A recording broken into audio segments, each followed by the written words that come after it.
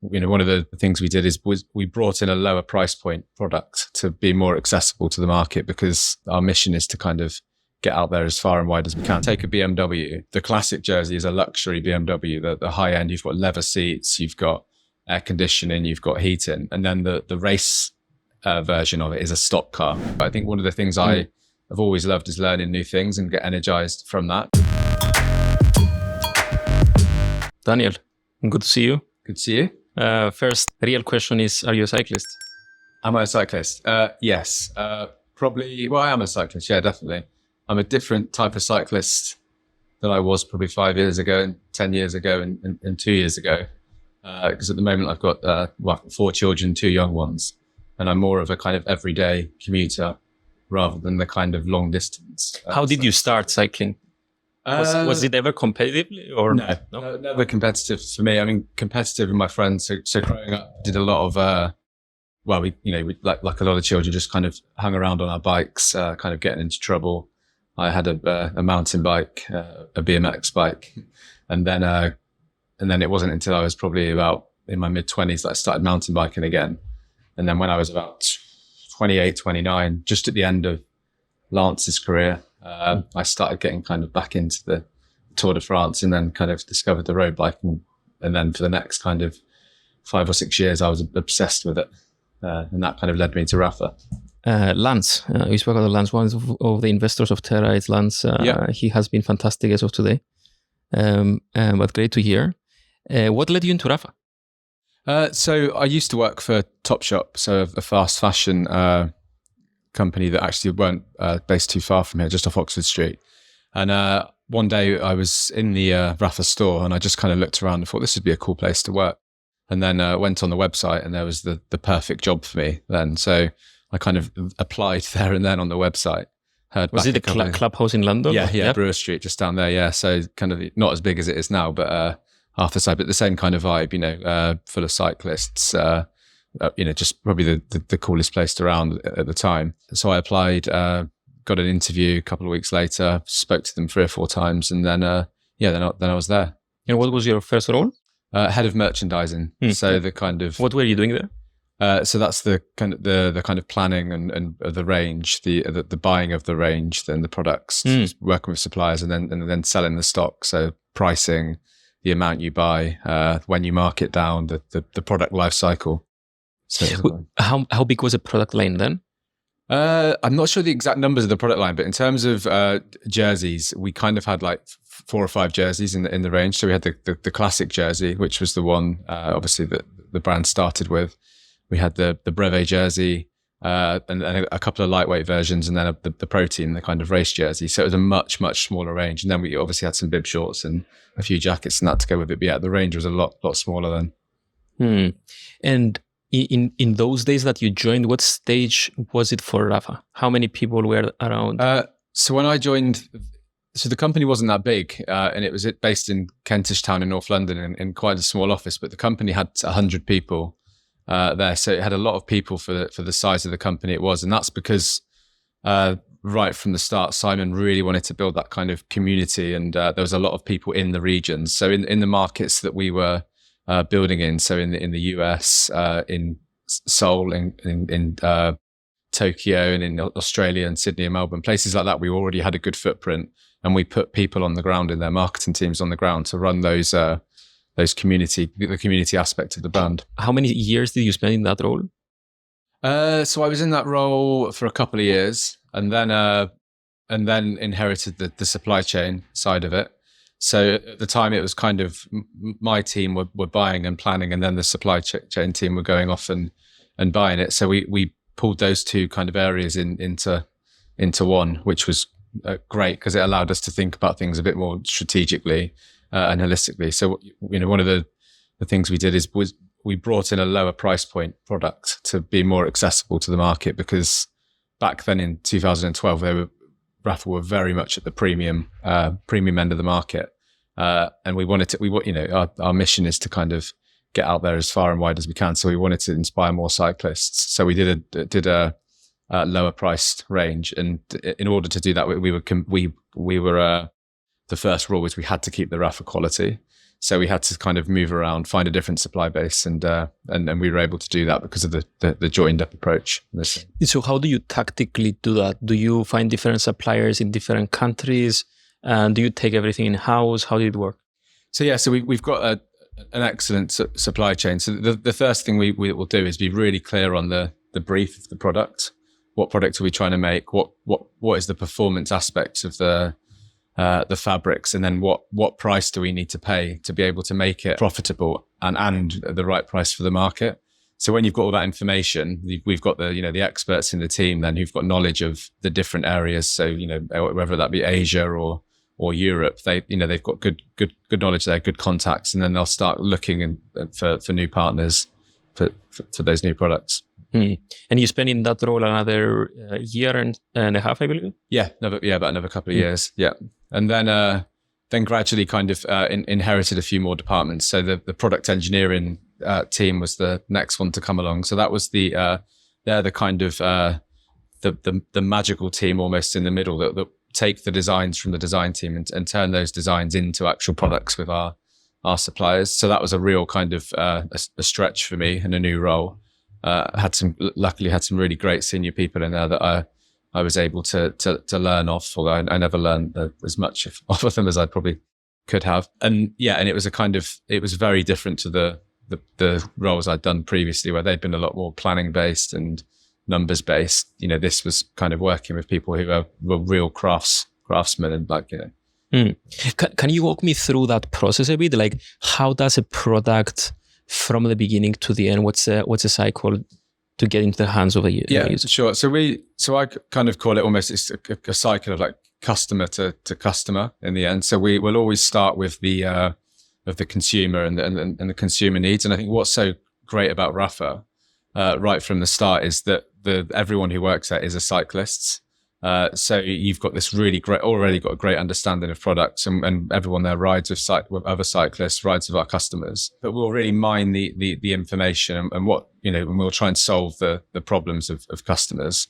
We also work now with the pro teams in the peloton, so EF and formerly obviously Team Sky, and they're great because they bring with them another set of problems that you have to solve. So you have all that information to you. So what are the key problems we need to solve? What are the innovations? So is there any new fabrics, any new technologies? And then you have the commercial needs of the business. So that was a good example I used just then with the price. You might need a lower price point product, or when I was there, it was you had a couple of jerseys, and jerseys were doing very well, and our customer base was growing, and they wanted to buy more styles, whether that be more colors. So you have that kind of commercial information, how to grow the business. And then when you've got all that, you kind of sit down at the start of the season. The design team will have a creative concept. So you have that creative vision. And then you just kind of sit down at the start and with all that information armed with that and start kind of hashing it out, what you want to come up with from a product point of view. You'll have like first ideas, first concepts. And then as you develop through the critical path, you'll get them kind of more and more secure. And then you'll get to a point where you'll sign off the line list you're going to work on for that season, which will involve the new products. You spoke about the pro teams. Yeah. What is the difference in the products that the pro athlete needs versus the everyday cyclist? So very different, actually. Very different. Yeah. The best example I was ever told was by one of the designers who worked on the Team Sky kit when I first got there, and he compared it to cars. He said, making products for Rapha, he said, take a BMW. The classic jersey is a luxury BMW. The high end, you've got leather seats, you've got air conditioning, you've got heating, and then the race version of it is a stock car where everything's taken out. It's got it needs to be as light as possible, as fast as possible, and do the purpose in hand. There's a few other extra things the products need, though. They need to be able to be washed again and again and again and again. And you'll notice on a lot of kind of our clothing, a lot of people's clothing, we recommend to wash at 30 degrees. They won't do that. The teams, they'll stick it in these special machines that they've got on the bus. So it needs to be adaptable for them. You've also got the big thing is the way the model, the financial model of teams works, team sport and cycling. The product needs to be very clear in terms of the sponsorship and the advertising. And so we have to work really hard to ensure that we can make that clear on the TVs and that. So there's a obviously a big difference there. Is there a difference in materials as well? Yeah, there can be. Not always, not like as a rule. Essentially, a lot of it depends on the needs of the product. Generally, we do use the same products quite a lot. Obviously, if there's something that like on the skin suits, the race suits, sometimes there's materials on there that are almost made for one or two big events, and they wouldn't be put in our range because they just wouldn't work. So yeah, we have to be obviously sensible when making products. But generally, yeah, it's our main range products are performance materials that are used the same as the team. And that's until the product comes to the market. The next move when it comes to the market, how do people learn about it? So we work very closely. The product team will work very closely with the marketing team. So and what we've moved towards doing now is trying to get the marketing team and the product team at the start, thinking about the ideas, how we're going to take it to market right from the start of the process.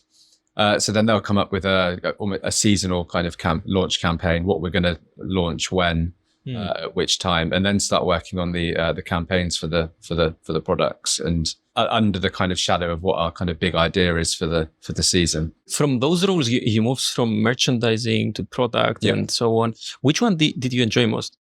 It's funny because I feel like I've been on a real journey, because I used to love the merchandising side of it, the kind of the planning, the buy-in, and then seeing the results come to life, which is quite a long process, because we worked on getting it a lot quicker now, but back then it was you bought almost 2 years before you saw the results. So it was that the product side of it, the creative side, working closely with the designers, and that it was definitely a real stretch for me. But I think one of the things I have always loved is learning new things and get energized from that. So that was a struggle at times, and sometimes difficult for me to get my head around, because it's not my kind of natural, where I've been schooled and have the experience in. That was definitely one of the most fun areas working with those teams. And I believe you moved into the leadership and senior positions, correct? Yes, yeah. And those positions were? So I've been in the leadership team. So I've done the chief commercial officer role, chief product, and chief operations officer. So that's really broad, I would say. You have a lot of responsibilities. Yeah. What can we learn? Maybe let's start on the commercial side, because I believe Rapha is probably the best cycling brand out there. From the commercial aspect, how much did the community play a role? How much did the brand play a role? Maybe let's get one of those topics and let's speak about it more. Yeah. So at Rapha, we've got our values, and one of them is the community is everything. So it was the thing I couldn't believe when I got there, actually, just how loyal the customers were. So coming from a fashion background, where the customers would basically pick whoever was on trend, whoever had the best range, to see the repeat purchase rate, the amount of interactions with the brand was amazing to me. And you could see what a big eye opener it was, and that was always Simon's vision from the start. The amount of times I kind of had drummed it, or I can hear it, when I was asleep, like, we'll build long-term relationships. We need to build long-term relationships again and again and again and again. And everything we did was designed to do that. It was almost one of his, he hated the thought of just selling stuff. He used to, because I was come in as the commercial guy, and I think he was a bit kind of wary of me. It's like, we're not just ever just going to sell stuff. We're not going to sell stuff. And I asked him one day, I said, what are we? Are we a product company? And before I finished saying it, he kind of shot it down and said, no, we're a brand. We're a marketing company. We're there for our consumers, and we're there for the customers. So everything we did was about trying to kind of improve the life of cyclists and building that real community. So I asked Simon the other day, actually, about the clubhouse. Why did you start the clubhouse?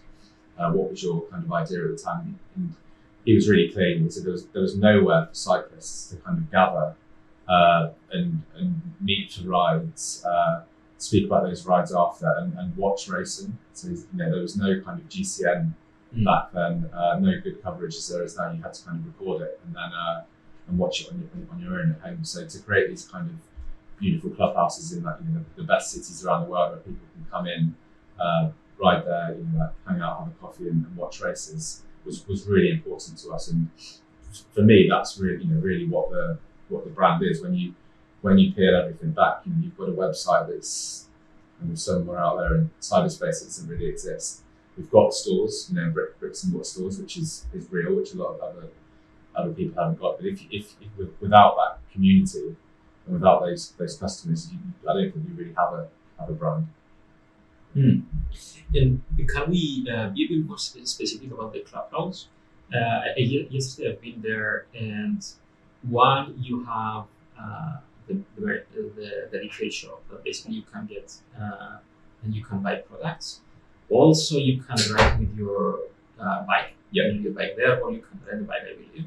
And also, I saw on the wall a lot of the new events that are coming up, and the new rides that are up that people can sign up to and do all that. Why this combination, and what else is there? So our kind of our purpose, what Rapha exists for, is to inspire the world to live life by bike. That is the kind of the halo in terms of everything we do. I think people when they think of companies and they think of businesses, they think it's all about making money. But our kind of overarching aim is to get the world cycling and help them on that journey. So everything we do, within our clubs, those rides, it is to do that, to promote that. And I think 10 years ago when I started at Rapha, it was interesting that when people asked you who you worked for, and I'd answer Rapha, and they're like, "Who's that? Who's that?" And I have to try and explain something. They'd be like, "Yeah, cool," not knowing. Whereas now everyone knows about them, and everyone you tell kind of automatically knows, that's them, the cool cycling brand, or something along those lines. So the club, Brewer Street, it's a beautiful store, but it's in one place and it doesn't move. Whereas the cycling, doing the rides, doing the community, doing all that almost takes the brand on the road and gets people into cycling, which is our, like I said, it's our the reason we exist. It sounds like the brand is the community. Yeah.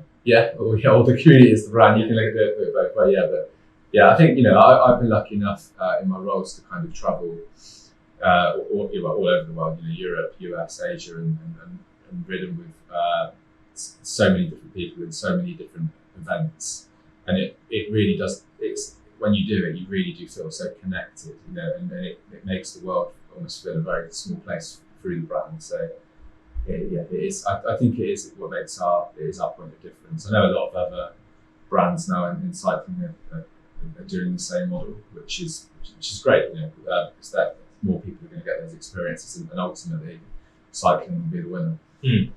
I've seen the events in Strava as well. Festive 500 events is the name that are happening every year. Can you speak a bit more about them, and why do they exist? Is it for the community again? Is it what's the purpose? So it started off, and I've heard the story so many times. Yeah, I'll probably still get it wrong. There was the designer at Rapha, one of the first people who worked there, Graham Rayburn, and he went off one Christmas and wanted to challenge himself because he was kind of fed up of staying in and eating and getting unfit. So he challenged himself to do 500 kilometers in the time between Christmas Eve and New Year's. And from there, it just kind of became a thing, initially in the office, and then they made it a customer-facing thing. And it's just become this event that's just really gained traction. And every year we do a big run-up to it, kind of like do training guides, and we'll do some kind of merchandise for people to celebrate doing it. But yeah, it's one of those events that just seems to really inspire kind of existing cyclists, people who are really kind of fit, but also new cyclists. And it's pretty, it's a pretty brutal time of the year in the UK, at least, and most of the US to ride in. But although a lot of our customers in Asia and Australia and that have a much better experience. But the other one we do is the women's 100 ride, which is 100 kilometers a day. Generally, we try and do it in the summer and in the better weather. But that's probably my favourite event over the Festival 500 because you just get so many people doing it for the first time, women, and there's a real kind of camaraderie on the day, and you hear some amazing stories, and I think that's the event that really kind of hits the nail on the head about what we're trying to kind of achieve in the world. If you remove Rapha, what is community for you? I was chatting to the lady who runs our RCC this week, and for me, it's a sense of belonging to something. That feeling where you're with people, and it just feels like it's yours, and and you belong there, and you feel comfortable there, and you know that they've kind of got your back and they're there for you, and you can do things together that you enjoy. And it's very kind of for me it's very very simple and very and nothing clever, and that's why I think it's essential that when businesses do these type of communities, they are genuine, and that is what is at the core. So for us, it's about riding. It's about riding bikes around, and obviously our clubhouses play a key role in that. And we see that in the future actually kind of doubling down on that and making it more about cycling, more about rides, more about that community aspect. During COVID, by the way, what was the situation with Rapha? What did you experience? So was that during COVID? COVID. So it was a crazy time when it started off. We were all really worried. Obviously, everyone for personal reasons, but from a business point of view, we thought it was going to be a really tough time. We just assumed that the bottom would fall out of the market. So the first thing we did was took measures to cut our costs as much as possible, to cancel stock, cancel orders. If we couldn't cancel them, could we delay them with the suppliers? And then I remember we were in a board meeting, and the chairman went around the room and said, "Oh, what's everyone's biggest worry?" And it came to me, and I just kind of thought, I don't know, I just wasn't able to kind of got this wrong. Just got a feeling, and then for a few days it looked like the right decision. Sales dropped off, and we were quite comfortable with it. Then to get as much cash into the business as possible to kind of take us through that what we thought was going to be a really fallow period. We put a promotion on, and it just went nuts, absolutely nuts. We actually thought the website was the data board that broke.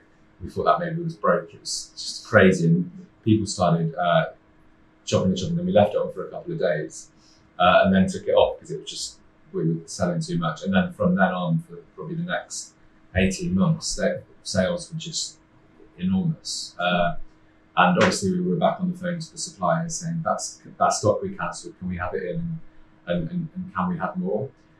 So from that point of view, commercially, it was an amazing time. It was tough from a culture point of view in the company.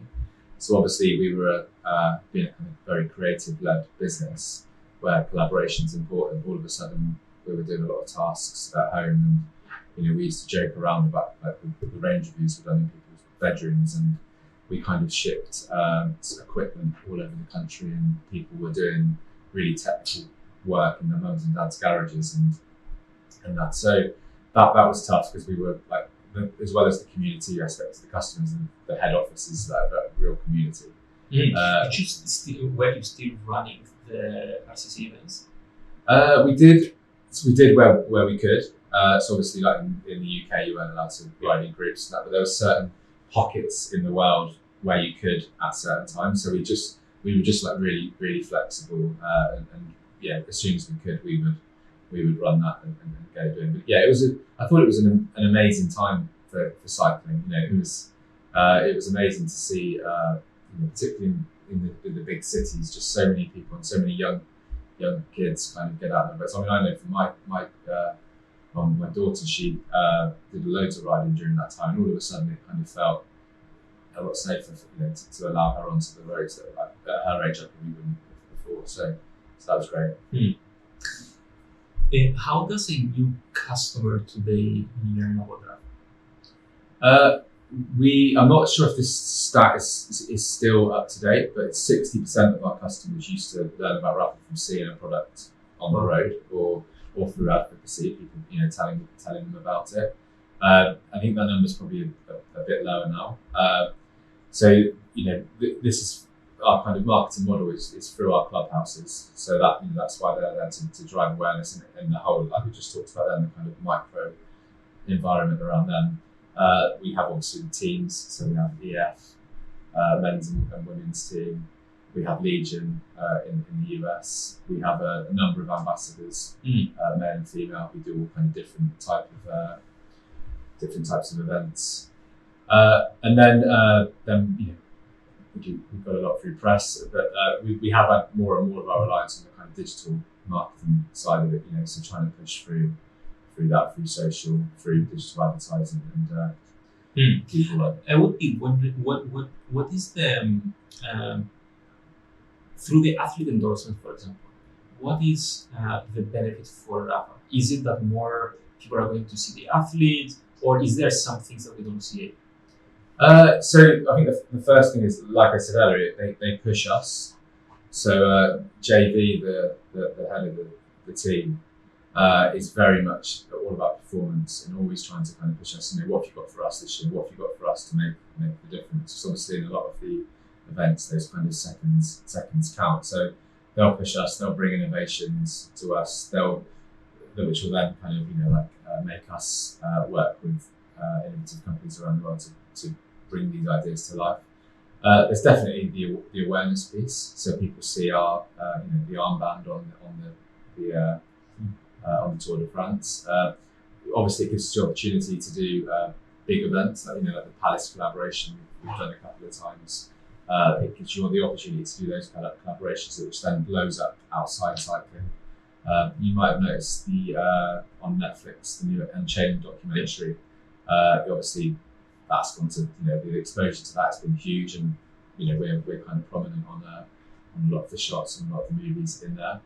So that's the kind of the awareness piece. And then I also think from a customer point of view, if your product is being used in what is probably the toughest endurance event on the planet, over 3 weeks of racing in the Tour de France, kind of maybe a couple of thousand miles, if your product can stand up to those tests and win races, then obviously it endorses it hugely for customers and gives it that tick.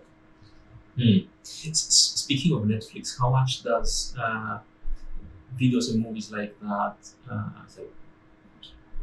It's hard to tell, really. I mean, the funny thing is we've had a bit of a run on Netflix recently. So on the Drive to Survive, Mick Schumacher was on his episode. He was head to toe in Rapha. It's a great advert for us riding through on the road to Switzerland. And then even recently the series Beef. I don't know if you've watched that. There was a couple of scenes in there that Rapha was really prominent in. It's one of those things that's just really hard to measure. We don't see huge kind of up spikes in it at that point in time, but I think one of those is that you need to see things 7 times before you kind of get awareness of them and stuff. So yeah, it can only help, I think, things like that. Another aspect from the digital products, let's say, it's I've seen that the app you have, it's only for members. Yeah. Why was that choice made? It was because the aim of the app is to connect the kind of that membership and that community. So we did debate, and we have debated, and we continue to debate. Should the app be for everyone? And I do think at a point in time it will be. At the moment, it is one of the kind of perks for the club to have that app that helps you kind of connect, find people to ride with, to organise rides, to kind of communicate with each other.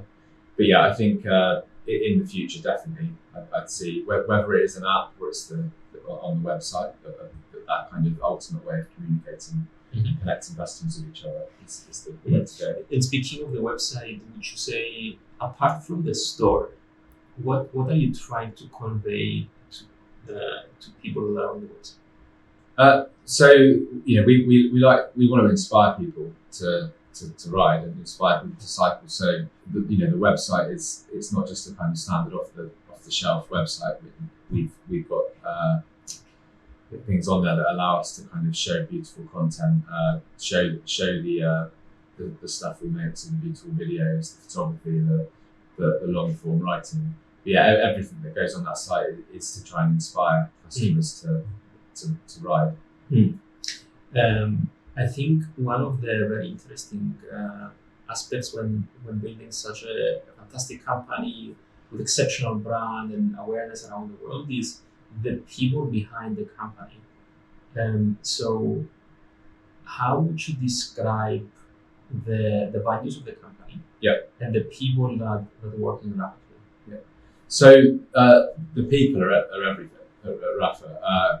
I was chatting to someone the other day and was saying that when if you work in a kind of standard business, you just create something that needs to tick over and keep going. You can kind of you can't have anyone, but you can get a skill set and you can build on it. But when we're trying to kind of do what we do, and keep kind of reinventing the wheel almost, and making stuff that is kind of right at the cutting edge of innovation, you need a continuous kind of flow of new ideas and young superstars. Really, that's the best way to explain them. So we're very much about kind of building that culture. So our aim at Rapha is to be the best place in the world for cyclists to work.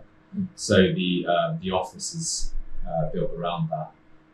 We want to make the office basically feels like a clubhouse. That's the kind of the aim, and we use the same design agency to do it. But so within the office, we've got kind of you roll in, you've got a big bike shed, big bike space there. We've got an on-site mechanic that we pay for the staff.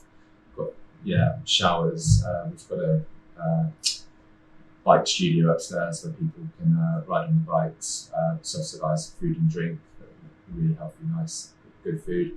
And we try and make that kind of environment perfect for cyclists. And when you come in on the ground floor, it looks and feels like the cycling club. You've got the clubhouse. You've got the TV on with the cycling on all the time, and whatever the latest event is kind of really emphasised there. It's key to us that. And what about the values you would say that you're looking at Purify?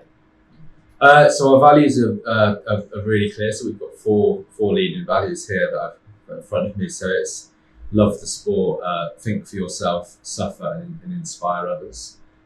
So we really encourage and we try and inspire our staff to love the sport. So on a Monday morning we have a big town hall meeting every Monday morning at 10, and we always start it off with the highlights from the week in terms of racing. What's happened, and we get someone to come up and give their interpretation of the week. We'll celebrate all of the riding that our staff have done that week, any events they've done, and kind of recognise them in that way. So we're always it's essential to us to keep that kind of culture going. We have Wednesday mornings free for staff to ride, so we encourage them to ride with either their colleagues or customers, and then finish the ride at head office. So that's it's one of those kind of unique things I think of Rapha that makes it special. Yeah, speaking of the values you mentioned the third one is suffer. Yeah, it's one of the. I was doing some reading yesterday and I saw that. That aligns to Terra, and we're here now. Yeah. But how comes and I would guess you would have a lot of pushback when you have something like that. I will understand it perfectly, because if you're a cyclist, you need to go through the struggle in order to get results. Yeah. But how do you interpret it? So it is exactly that, really. So and it is one of those that when we kind of reissued these a couple of years ago, it was one of the big discussions that we had. Is it right that we still include the word suffer in there with like the negative connotations to it? But it is really about that cycling experience, and it's you take a kind of big long climb when you're in the Alps. When you're going up, you're churning up. You get to that point where the suffering is awful, but then you push through it, and then the kind of glory that comes after it, that feeling of achievement, and you get to the top, you get the view, the magic.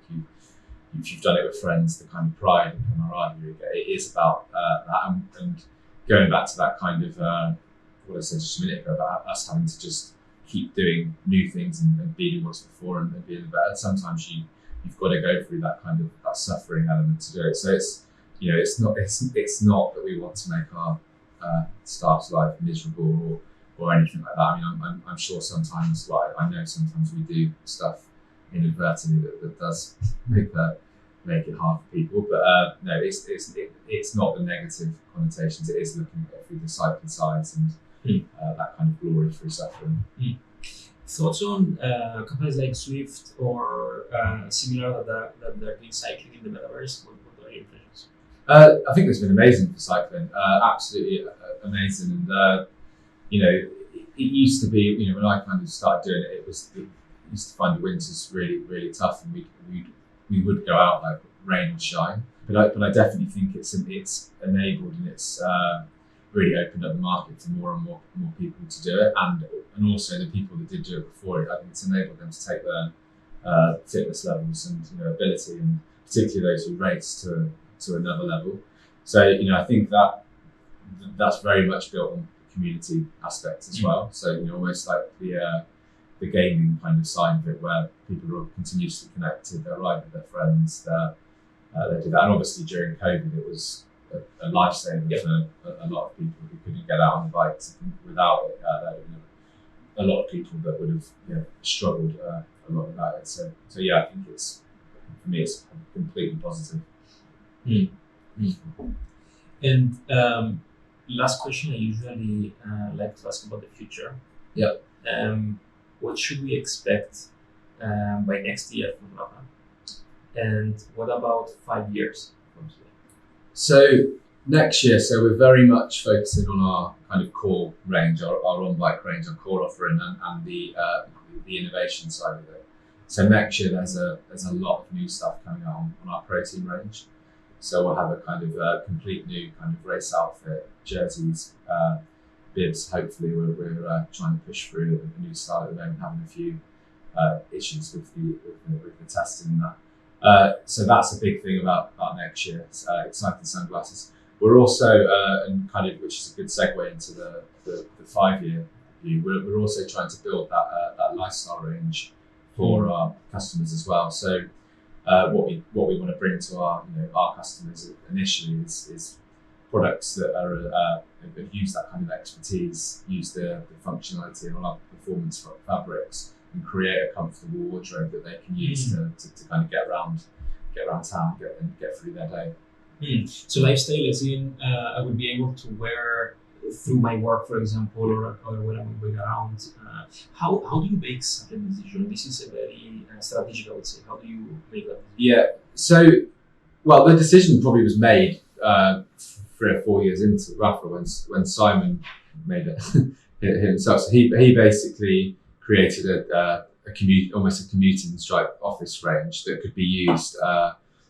So some amazing products, collaborated with some great people that they were in performance fabrics that you could kind of do a pretty intense commute and get to work and be fine and wear those products throughout the day. So from a business point of view, in order to achieve our purpose to inspire the world to live life by bike, just focusing on a small kind of part of the market, like the road bike market or the road, it's too small and we're never going to achieve our goals. So we need to kind of get out there, get in front of more people, get the product out there and tell the story of cycling and show people what a kind of positive influence it can have on their life. So we feel through the lifestyle business, that's the way of doing it, opening it up to more people, getting in front of non-cyclists. And it might be that people who've never cycled before see our product, fall in love with it and buy it, and that might then inspire them to cycle, which is great. Or it might not. If it doesn't, we haven't lost anything, and the brand and the product's out there. Excellent. Thanks for the chat. Thanks very much.